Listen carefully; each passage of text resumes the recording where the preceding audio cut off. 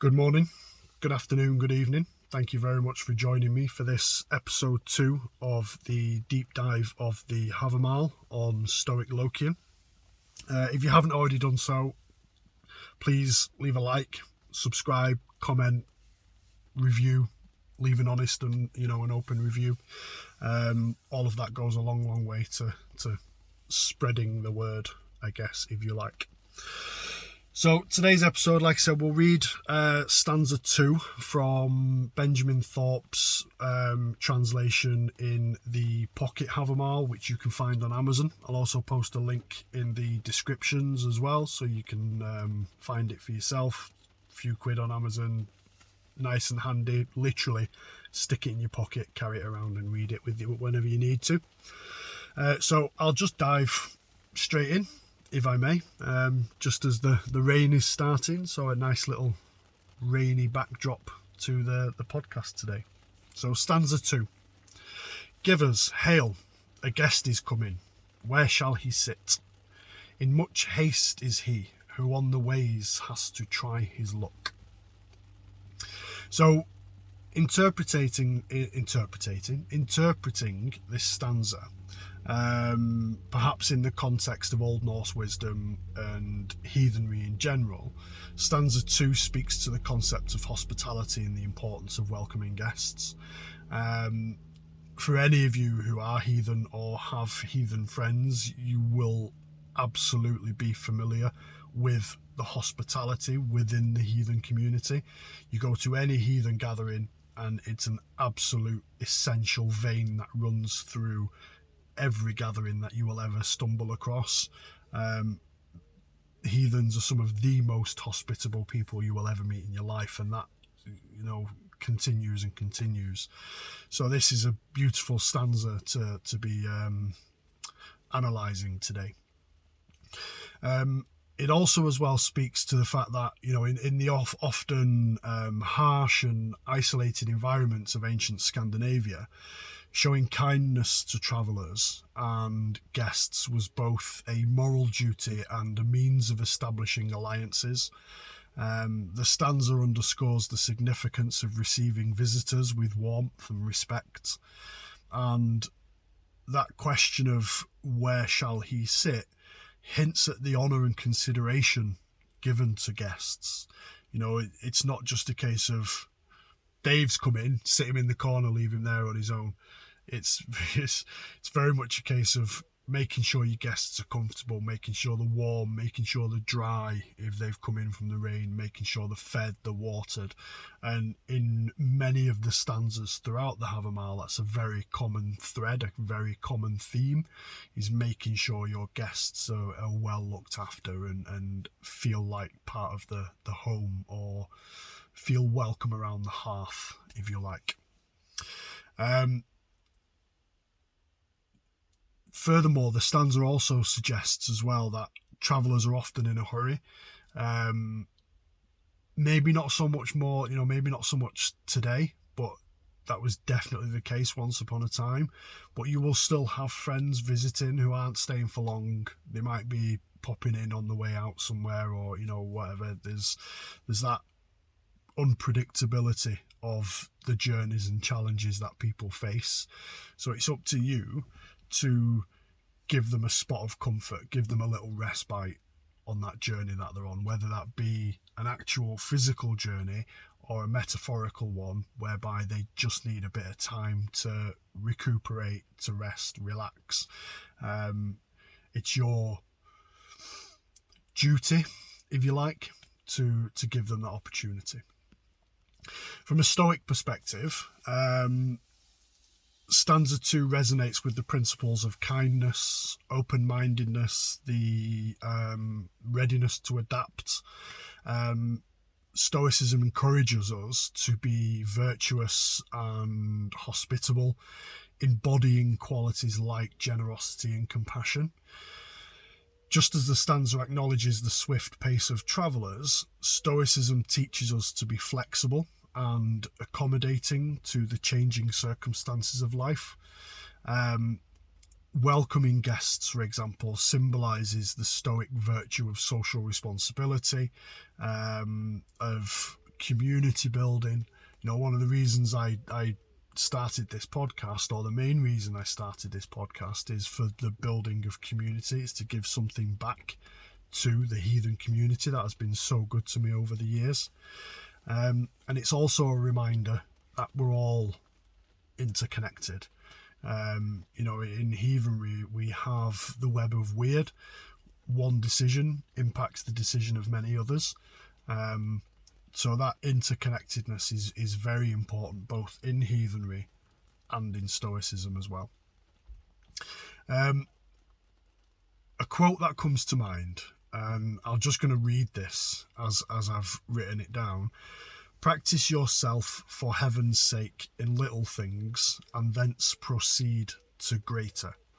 That's a quote from Epictetus, again, one of the founding fathers, if you like, of Stoicism. And this quote emphasizes the Stoic principle of practicing virtue in everyday situations. And just as the Old Norse stanza focuses on the act of welcoming a guest, Epictetus is encouraging us to begin with small acts of kindness and generosity. This goes back to and aligns to the acts and the idea of kindness and generosity and cultivating virtuous qualities through practical actions, which is a core aspect of Stoic philosophy. Both perspectives remind us that meaningful change, genuine change, often starts with seemingly minor actions. Again, that idea of interconnectedness, the web of weird, that one person's actions affect another, all connected. And ultimately shapes our character and our interactions with others. Be a nice person, generally. Or, I was talking to somebody the other day and he was saying how he went to a hand fasting. He's not heathen himself, but his friends are. He went to their hand fasting and he loved it. And the sort of the general concept that even he picked up on actually was, don't be a dick. And I think as long as you go with an open mind and without that I'm just going to be a dick attitude, you're all good. Everyone will get on. Stanza 2 also encourages us to be hospitable, not only in our homes, but also in our attitudes. So it goes further than just welcoming a guest. You might be at work, for example, and you've got a new starter. So welcome that new starter. Welcome newcomers to the faith, and create inclusive spaces. Promote understanding and connection in an increasingly diverse world. And that's the beautiful thing about UK heathenry in particular. And I say UK heathenry because it's only really the heathenry that I've experienced. There isn't a single kindred I've come across in the UK that would dismiss you, that would say you're not welcome here. The only way you would be unwelcome is if you bring some of those unfortunate far-right ideologies with you. Leave those at the door, or just don't be that kind of person at all, and every single kindred in the UK will welcome you with open arms. And that even goes up to Alsa True UK, who not oversee it, but are a central location for heathens to all to come together. It also teaches kindness in action as well. Practicing kindness towards strangers can have a profound impact. Simple acts of hospitality, whether it's offering a seat on public transport or providing assistance, really do reflect the essence of this stanza. And again, can make a massive difference to someone's day. You just never quite know what kind of day someone's having, and by you offering that little bit of kindness can really genuinely change their life for the better. It also reminds us to be adaptable. Just as travellers are often in haste, Well, life's circumstances can change rapidly. Being prepared to adapt and show grace in unexpected situations aligns with the Stoic principle of focusing on our reactions rather than external events. Focus on what you can control as opposed to what you can't control.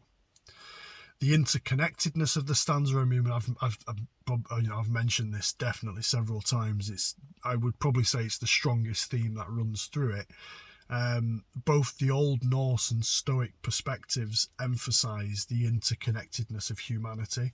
The stanza encourages us to remember that we all embark on journeys and our paths may intersect with others. Remember that. Keep that at your core principles at all times, that we are all interconnected. Cultivate virtue. Embrace the qualities of kindness, generosity and readiness. This aligns with Stoic ideals and of cultivating virtue and aligning our actions with our higher selves. All of that come together.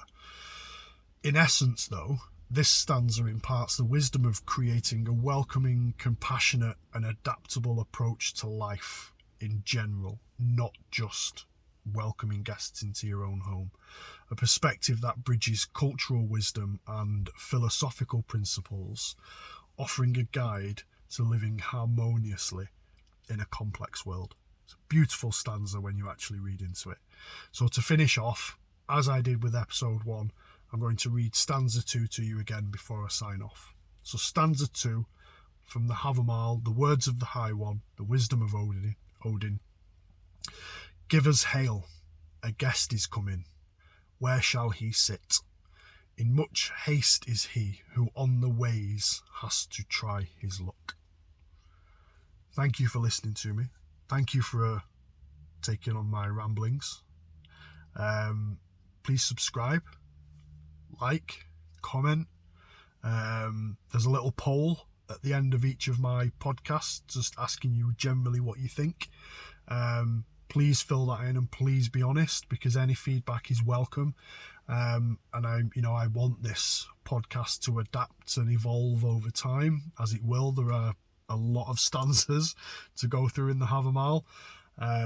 So this is an ever-changing, ever-evolving process. So please do leave me some feedback, because it helps tremendously in shaping what you want to see and hear. Is it worth sharing these videos to YouTube as well, for example? I think I probably will, because initially, if you listen to podcast 1, you probably grasped that there was an element of it was going to be uploaded to YouTube. So any feedback is always more than welcome. Hail to you. Thank you very much for listening, watching. I will see you on the next one. Thank you.